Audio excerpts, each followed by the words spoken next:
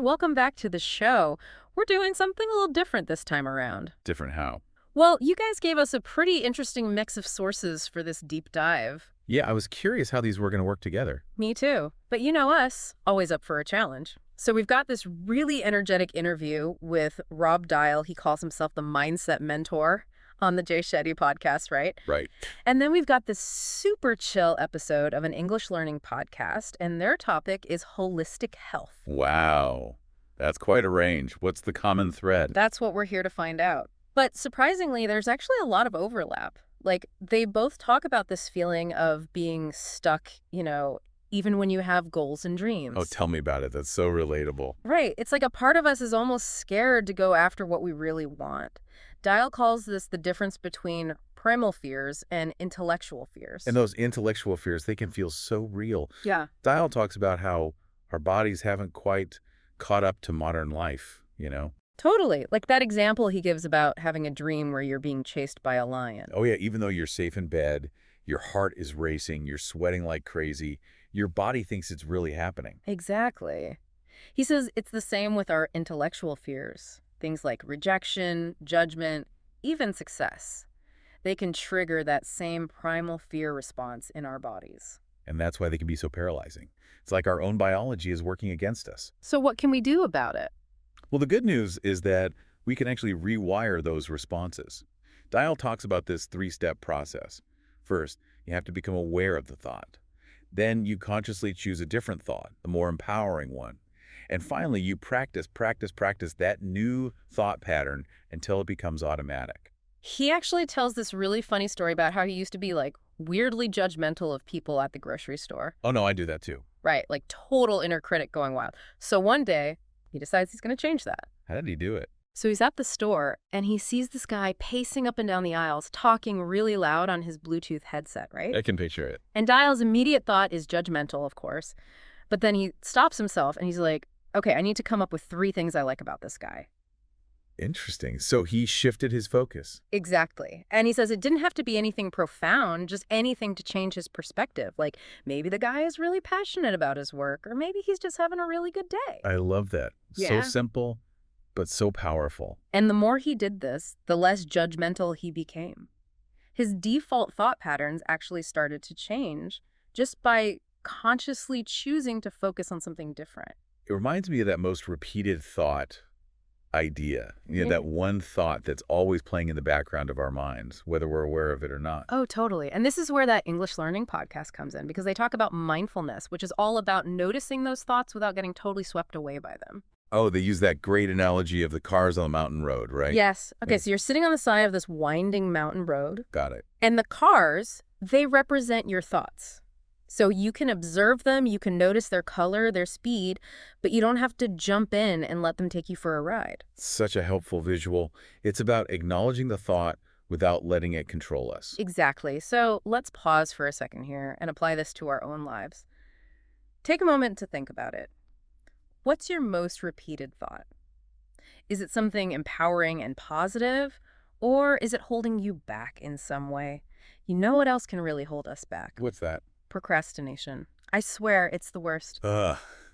Don't even get me started. That podcast I've been meaning to launch. Yeah. Yeah, still sitting there as an idea. It's like this universal struggle. Those creative projects, business ideas, even just cleaning out the closet, we all have those things we put off. Totally. And sometimes it's not even about being lazy, This weird fear, right? Yeah, exactly.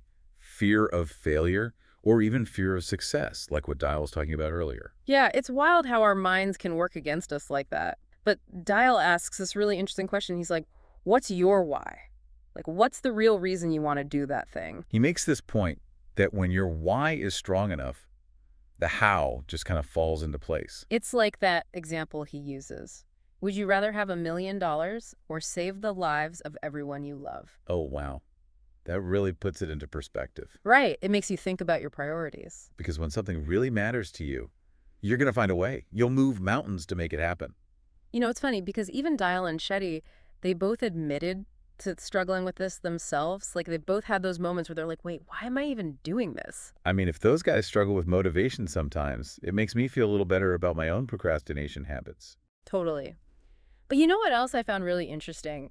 that English learning podcast, they have this whole segment on this Japanese concept called harahachi-bu. Harahachi-bu.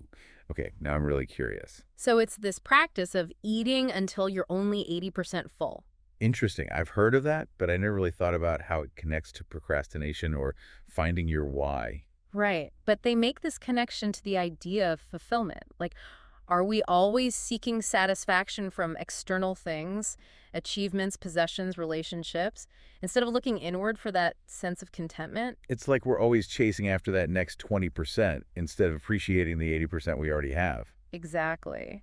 And that makes me wonder, how much of our procrastination comes from this feeling of never having enough, of always needing more, That's a really good question. It's like this constant striving for something outside of ourselves. instead of just being present with what is. Which brings us right back to mindfulness. Full circle.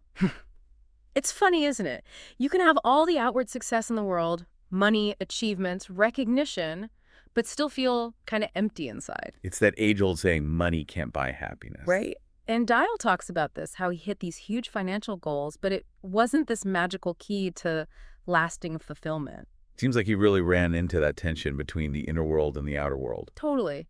He's driven to achieve, to build things, make an impact, but at the same time, he realizes that real peace, like deep down contentment, that comes from somewhere else. Yeah, and he talks about those hours he spends just sitting on his porch in silence, which honestly... Which is kind of radical, right? Totally. Yeah. But it's like he's emphasizing how important it is to just create that space for stillness, for connecting with yourself without all the noise. And you know what's funny? That English podcast, they talk about the same thing, but from a completely different angle. Oh, yeah. How so?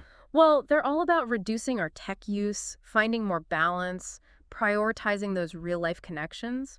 It's like they're both saying, hey, feed your inner world, not just your outer world. Exactly. Although it's not always easy, right? Dial actually gets really honest about having anxiety, even crying sometimes when he's out there on his porch. I think that vulnerability is so powerful, though.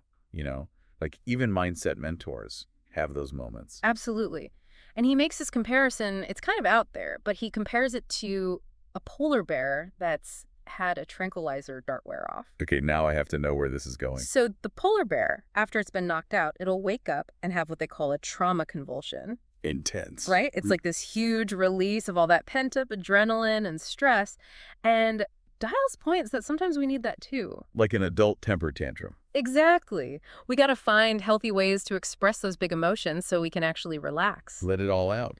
Exactly. But what I find really interesting is that both of these sources, even though they come from such different perspectives, they both emphasize the importance of being present, even with those messy, uncomfortable parts of ourselves. Yeah, not judging ourselves for having a bad day or feeling overwhelmed. Totally. And that self-compassion, I think that's what allows us to show up more authentically in the world. It's like that C.S. Lewis quote, you don't have a soul.